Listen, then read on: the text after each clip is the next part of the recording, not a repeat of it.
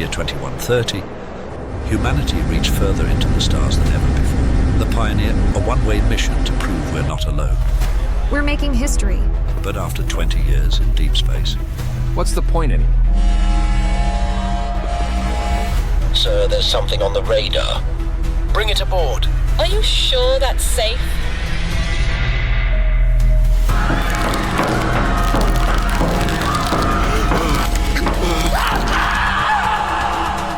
First contact was only the beginning. We succeeded in our mission, but at what cost? The Pioneer. I always knew they were out there. I think that most of us did. It seemed pretty unlikely that we'd be alone in the universe, but it still felt like fantasy to actually make contact. I'd always held out some hope that, should we ever encounter a species from beyond the stars, they would be friendly. Surely we would have a wealth of knowledge to learn from one another. Maybe we could even create a trade agreement with these other beings, something mutually beneficial. Perhaps I was too optimistic in those days.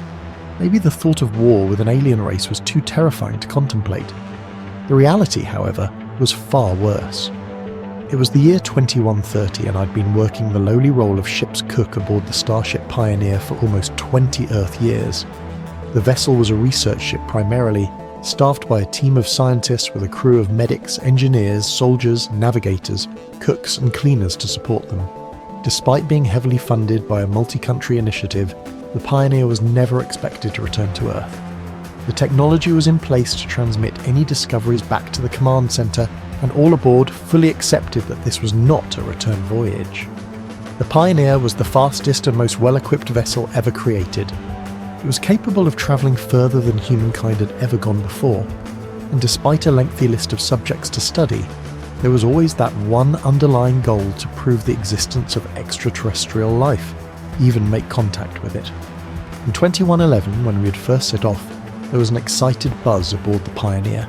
The belief that the scientists would succeed in their mission was strong, but it came with a nervousness. There was no guarantee what obstacles we would face, or what danger we could be heading into. The presence of the small team of soldiers should have been a comfort, but it had the opposite effect on me. Guns in space were a stupid idea, and I saw these men as just trigger-happy grunts, more likely to start a conflict than prevent one. Almost 20 years on and they had let themselves go to the point that they wouldn't be much use against an attack anyway. The time had taken its toll on the majority of the crew, myself included. Boredom had set in much earlier than I had anticipated. The first few years involved a group of us working our way through the hundreds of books and movies stored in the library, playing each and every board game multiple times, and even sharing beds with one another simply for something to do. Most of us were single, or we wouldn't have agreed to a one-way trip into space, and those few that were married when we left knew there was no point keeping those vows now. After a few more years, it seemed as though everyone had had enough of each other, or at least had run out of things to talk about. People barely spoke, taking care of their jobs in silence, running on autopilot. Fights would break out on occasion as the pressure of being trapped aboard this metal coffin became too much. 2 of the crew took their own lives. Excitement and a sense of adventure had been replaced with a feeling of hopelessness, and the low mood was contagious. Even new discoveries that the scientists made, while interesting to begin with, soon lost their appeal. So what if they had discovered a new element within a piece of space rock? Who cares that their equipment picked up traces of water in a planet's atmosphere? 20 years ago, those discoveries would have been huge. Now, even the researchers didn't seem to care. This attitude changed in 2030. This discovery got everyone's attention, tearing apart the boredom and filling the Pioneer with something else. Excitement? Nervousness? Fear? You see, I'm not a scientific man. Although I understand the possible implications of discovering water on an alien planet, that in itself doesn't excite me. However, when the research team called an emergency meeting of all personnel, they had something far more interesting to say. I'd switched off the cooker that I'd been slaving over for the past few hours and shuffled along the brightly lit corridors to the meeting room. The room was designed to accommodate all of the crew at one time, but it still felt crowded, perhaps because we had not all been in there together for more than a year. I thought I'd have to feign interest as Reynolds, the lead researcher, began to speak, but the look on his face piqued my curiosity. Sweat coated the man's forehead, and he dabbed at it with a handkerchief. Glancing nervously at the rest of his team, Reynolds cleared his throat. He hadn't aged well, and I briefly thought back to when I first met the man. He must have been on the wrong side of 60 when we left, putting him into his mid-80s by now. I remember thinking it was optimistic of them to send someone of his age on such a long mission, and was thankful that the rest of his team were at least 30 years his junior. Reynolds tried to speak, but the words were drowned out by the murmurs of the crew, and I watched as Veronica, his pretty in a nerdy way assistant, pulled a microphone from one of the cupboards and set it up for him. After a piercing screech of feedback, Reynolds managed to get everyone's attention. Good afternoon, ladies and gentlemen. His voice quivering with a combination of nerves and age. As you may have guessed, we have made a discovery of sorts. I glanced around the faces of the crew, most displaying little to no interest, some even conveying annoyance at having been dragged to this meeting. I hope it's better than some new type of rock. One of the cleaning crew piped up. There were a few laughs and nods of agreement. I don't know if I'd say it's better, Reynolds replied, but it could certainly be more interesting. The room fell silent as Reynolds continued. A few hours ago, Mr. Stevenson, our chief navigator, spotted something unusual on the radars. Typically, this far into deep space, we only expect to see rocks and comets, and those are few and far between. What Mr. Stevenson spotted is something else. No one spoke, the crowd seeming to hold in a breath at the same time. Upon closer inspection, we saw that it was a piece of space junk, similar to the pieces of rockets or satellites which become damaged and float off into space. So it's a bit of rubbish. There have been bits of junk floating around the Earth for well over 100 years. Could it not have floated out here, with 100 years head start? One of the soldiers asked. No, Reynolds replied, and I'm sure he was trying not to roll his eyes. We are way too far from Earth for it to be man-made, which, of course, begs the question, where did it come from? What's the plan then? The soldier continued. I assume you want to bring it aboard? I most certainly do, Reynolds replied. A few of my team, however, have some reservations, so we thought it only fair to explain things in a bit more detail. Veronica, would you mind sharing your concerns? Veronica pushed her chair back, causing an uncomfortable scraping sound to echo around the hall. She seemed to mutter a sorry before taking the microphone from Reynolds. Hi, everyone. She began, her nervousness evident. Whether this was related to the discovery or speaking in front of a large crowd, I couldn't tell. So, the item that has come to our attention appears to be around 6 feet in length, 2 feet in width, and cylindrical in shape. We have attempted to use our scanning equipment to see inside the item, but have had no luck. It appears that the outer material is simply too thick. We have also attempted to scan it for a heat signature, but there was not one. These are the standard procedures to determine whether something could be living within this item. Essentially, we've been unable to get a definite answer. There could be nothing in it. Or it could be full of little green men, and we wouldn't know until they were on the ship. The soldier stated. In simple terms, you are correct, Reynolds replied to the soldier, taking the microphone from Veronica. but we have procedures in place for this kind of, event. The capsule would be brought aboard and placed in the isolation chamber.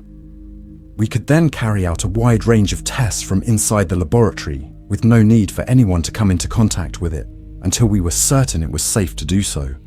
Of course, our security team would be there to assist, so I'm sure we'll all be perfectly safe. The soldier nodded, looking to the rest of his team for confirmation. It's what we're here for. The soldier stated. Just let us know what you need. Do the rest of us get a say in this? Shouted the cleaner. I mean, if your own team are scared of that thing, then are we at least putting it to a vote? The question was greeted with nodding heads and murmurs of agreement. There will be a vote, Veronica interjected. but not an individual one, as that would take too long. We want the heads of each department to have their say. So could those people stay, and everyone else can return to your stations. This approach didn't seem to go down well with a few people, but on the whole I felt relieved not to have the responsibility of making a decision such as this. I returned to the kitchen and awaited the outcome of the discussion I was not deemed important enough to be a part of. Despite the decision not being unanimous, the majority agreed that the discovery was too important to not investigate further. Reynolds had been vocal in reminding everyone that, should the capsule contain alien life, this had been their main goal when they left Earth, and it would mean wasting all these years if they ignored this development simply out of fear. For the first time in a long time, the Pioneer was buzzing with chatter and speculation. The lower-ranking crew members, such as myself, relied on gossip which had filtered down the chain to keep us updated as events unfolded. The capsule was brought through to the isolation chamber, so the main hall and rec rooms were much quieter in the evenings, as the cleaners, cooks and engineers spent their time staring at that metal tube through the viewing windows. Talk from inside the laboratory suggested that the scientists had been unable to identify the material and were still unable to ascertain the contents of the capsule. Word came 3 days later that they were going to attempt to open it. Fortunately for me, it was my day off and I couldn't resist. Going to watch their efforts, it wasn't as though I had anything else to do anyway. I grabbed a coffee from the self-service machine in the canteen just as Veronica was making herself a tea. "They're opening that thing up today, then?" I asked, trying to make conversation. Yep. She replied, the worry on her face unmistakable. "You don't think it's a good idea?" I asked, walking beside her as she headed back to the lab. From a scientific point of view, it's absolutely the right thing to do. From a human perspective, it just doesn't feel safe. I mean, it could well be empty, but if it isn't, we have no way of knowing what will be in there and what it could be capable of. I nodded my understanding. "I'm going to hang out and watch, if that's okay," I said, knowing that no one could tell me I couldn't watch from the viewing area. "It's my day off," I added, feeling as though I needed to justify why I was out of the kitchen. Veronica just nodded before she tapped her keycard against the door to the lab and disappeared inside. The attempts to open the capsule were far less interesting than I had hoped for. I watched Reynolds approach it with 3 different pieces of equipment, all emitting a high-intensity laser of a different colour, none of which left even a scratch on the shiny surface. Disgruntled and almost crying with frustration, Reynolds called it a night and closed down the lab, plunging the isolation chamber into darkness. I was awoken from my sleep a little after midnight when the sirens began to ring. Every corridor on the Pioneer was illuminated with a red, flashing light as I climbed out of bed and opened the door to my small cabin. People ran back and forth in confusion before 2 soldiers appeared, urging everyone to return to their living quarters and lock the doors. Screams came from the far end of the corridor and I hesitated. My eyes flitted between the perceived safety of my room to the sounds of terror not so far away, and I made a choice. Perhaps I could help, or perhaps I would die, but at least it wouldn't be boring. I walked the corridors slowly, trying my best to assess the upcoming situation. It was difficult to identify any other sounds over the blare of the sirens and the screams of the crew, but there was something else, a snapping sound like bones breaking. I passed the laboratory and the viewing area for the isolation chamber and stopped in my tracks. The capsule was no longer sealed. An impossibly dark opening had appeared in the top and I stared at it, as the red flashes of the warning lights dragged it from the darkness, a second at a time. I rounded the corner and slipped, falling to the floor. Everything was red. The lights, the floor, the walls. My feet were coated in the blood of someone, but it was now impossible to tell who they had been. Pieces of flesh were scattered about the corridor alongside torn lab coats and crimson ID badges. The walls were covered in blood spatter and there was even some on the ceiling. Veronica had been right to be afraid of that thing. Just as I was about to make a run for my cabin, a series of 3 small flashes accompanied the sound of gunfire nearby, followed by an ear-splitting howl. The soldiers were nearby and thankfully seemed to be doing their job. Had they killed whatever had come aboard? I ventured onward, keeping my eyes focused on the next turn in the corridor and away from the mess of body parts which littered the ground. Another gunshot, another howl. The creature was still alive, but it was hurt at least. I turned the corner as I heard a sickening crunch. One of the soldiers, the last soldier as I quickly discovered, was facing me, his feet dangling a foot off the ground. Holding him in place was what looked like the claw of a scorpion, only much larger of course. It had pierced his chest from behind and was protruding from the front. I strained in the flashing red lighting to see more details, but could not take my eyes from the dying man's face, his mouth gurgling blood, his arms twitching in surrender. It was not until the creature let the soldier slide from the appendage that I could see what we were facing. I almost let out the most inappropriate of laughs as I surveyed the being that had caused so much destruction, for it looked like an overgrown mantis. Its large, almost perfectly triangular head featured bulbous eyes. Its body was thin, but appeared to be entirely made of muscle supported by strong legs, which were as long as the creature was tall. For arms, it had the deadly claws, which were surprisingly similar to those of a scorpion, sharp, powerful, almost indestructible. Between the flashes of red light, the creature could not be seen, for the blackness of its exoskeleton was darker than anything I had ever seen. Even when it was illuminated for those brief moments, it was as if it were merely a shadow of a monster, standing among the debris of humankind. If the armed security team could not destroy this beast, then the whole ship was doomed. Of that I had no doubt, but I still didn't want to go willingly to my death. I ran, or at least I tried to. The floor was slick with the gruesome remains of my fellow travellers, and I fell to the floor numerous times. I refused to look at whatever mess my hands landed in each time I hit the floor, choosing to concentrate on keeping ahead of the creature and the awful clicking sound it made, soaked in blood which was, thankfully, not my own. I came to a skid at the entrance to the meeting room. I tried the handle, finding it locked. As the clicking sound grew closer, I watched in terror as the two claw-like appendages appeared from around the corner, quickly followed by the rest of that abomination. It was no more than 6 feet away from me when I felt a hand grab me by the arm and yank me forward. Veronica had seen me approach the meeting room in which she had been hiding out with another of the science team, a man a little older than me and well within the category of morbidly obese. She had taken a risk by unlocking the door and pulling me to safety, albeit temporary safety, and her colleague was clearly angered by my presence. He explained in hissed whispers how stupid Veronica had been, how it was now every man for himself, and so on.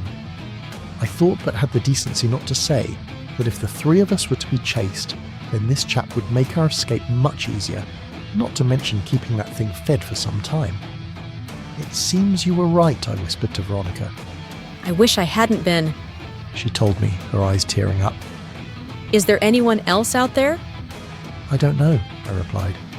Lots of people were locking themselves in their cabins, but the soldiers are all dead. They wounded that creature, but it's still fast. It's pretty horrific up by the lab. "So what are we supposed to do?" asked the big guy. "If we can't kill it, then we're all going to die. We need to get guns." "If you feel like going back out there and searching for guns in the dark among the leftover pieces of the soldiers, you go ahead," I said, knowing it would be suicide. "Funny," he replied. "I think I'd rather we go to the ammo room." Veronica and I looked at each other in confusion. I thought the soldiers only carried a handgun each, so as not to run the risks that come with having a whole arsenal on a bloody spaceship. Veronica said. "You really think they only had a few handguns? I heard them talking before about some high-tech bullets for some new rifles. One of the guys was complaining that they couldn't test them out." "How come they didn't have them tonight?" I asked. "If they had better weapons, why not actually use them when they were needed?" He's talking shit. Veronica said. Our best chance is to stay here and keep out of sight. "Until when?" her colleague demanded. "Until we starve. Until we're the last ones left and we just wait for a fucking alien to break in and kill us. We have to try something." And for the first time, I had to agree with the guy. "He's right," I said, looking at Veronica as best I could in the darkness. "But I'll go. You're safer in here for now, and you..." I paused as I turned to face the huge man. "You'll slow me down. Just tell me where this ammo store is."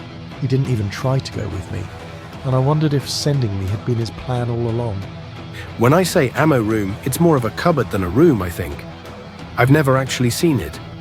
I just heard the guys talking about it a while ago, but I'm sure it's near the soldiers' quarters, and it won't say what it is on the door." "Helpful," I replied, approaching the exit to the meeting room. I pressed my ear against the door, listening for any more of that awful clicking, but heard nothing. In my head, I planned my route, knowing that my best chance for survival was to get there quickly and locked into the ammo room. If the creature followed, then so be it. At least I'd be armed. Open the door, run to the left, past my cabin and onto the lift, down one level, follow the corridor to the right. I'd only been past the soldiers' quarters once before, and had laughed at how overly macho it had been. The rest of the Pioneer was immaculate, but those few cabins had been decorated like a teenage boy's bedroom, with posters of topless women holding ridiculously large guns, sports cars and military vehicles. I racked my brain to locate any other rooms along there, but came up short. Only one way to find out. I gave Veronica a curt nod as I gently opened the door, holding my breath as it let out a small creak. No sound aside from the blare of the alarm could be heard, so I stepped into the corridor. I glanced around, took a deep breath, and ran as fast as I could. The carnage was far less in this direction, leading me to believe that the monster had headed back to where I had met it, presumably to feast on what flesh remained. I reached the lift safely, hitting the call button and staring into the darkness from whence I had come, expecting to see claws emerge from the shadows. Nothing came for me, not even the lift, which I presumed was a safety protocol triggered by the alarm sounding. The stairwell was only a few feet further, so I reached it in a matter of seconds and began to descend the metal steps, my shoes clanging against them noisily. One floor meant 18 steps and 2 sections of 9, and when I reached the level I needed, a thought hit me. The shape of the creature's legs and its overall size made me question its ability to follow me down here. Perhaps that thing could be contained to one floor, at least for now. I hurried along, checking each door that I passed. Each of the soldiers' cabins were unlocked and uninhabited. At the far end, as the corridor turned to the right, there were 2 more doors. One was labelled as a cleaner's stockroom, presumably for mops, cleaning, products, cloths and the like. The other just carried a warning of high voltage and a clear keep out sign. With no doubt in my mind, I pulled at the door, but it refused to budge. Of course it'd be locked up securely, I thought, hardly daring to consider where the key would be kept. If it's not in the security chief's room, then it must have been on his person, and that's as good as lost. I quickly made my way through the cabins, trying to discover which belonged to the chief of security. I never found out which room was his, just as I never discovered the whereabouts of the key, and I never found out if that door really did lead to an ammo supply. So many unanswered questions. One question that I now did have an answer to related to the creature's ability to maneuver itself downstairs. It stood at the foot of the stairwell, its impossible blackness a silhouette of terror in the dark, building up to a crescendo of clicking. I could try to run, but what was the point? We weren't getting into the weapons stash. We couldn't isolate this thing on one floor and just carry on our existence as though it wasn't there. For all I knew, I was the last human left on the Pioneer. Fear turned to relief as I faced that thing head on. I knew it was futile, but I no longer cared. That monster, that alien, brought with it an end to the boredom. Even so, I managed to smile at the knowledge we had succeeded in our mission, even if that success was not quite as everyone had hoped. We had discovered the existence of extraterrestrial life, and I'm sure that Reynolds, especially at his age, died a happy man with this knowledge. I charged at the creature, intending to land blows on its bony exoskeleton, but I never made it that far. It stuck out one clawed limb just as I got close enough, and I felt it glide through my chest and tear free from my back. I felt, more than heard, the crack of my ribs as they shattered, and felt myself choking on the warm metallic blood which now flowed freely. I looked into the creature's eyes as it tilted its head, appearing to examine me, and then nothing but darkness. As the curtains fall on the Pioneer, we're left to ponder the fragile balance between curiosity and survival. This gripping tale navigates the void of space, where the isolation of the crew mirrors the abyss outside their vessel. Through the weary eyes of our narrator, a humble cook, we witness the unravelling of human spirit when faced with the unknown. Veronica's cautious intelligence and the soldiers' futile bravery highlight the varied human responses to extraterrestrial threat. Ultimately, the story is a poignant reminder that our quest for knowledge can lead to unforeseen horrors, testing our resilience and unity in the darkest of times. That's all for today. This is Nigel Watson, and you have been watching Tales from the Cryptkeeper, where AI meets unspeakable horrors.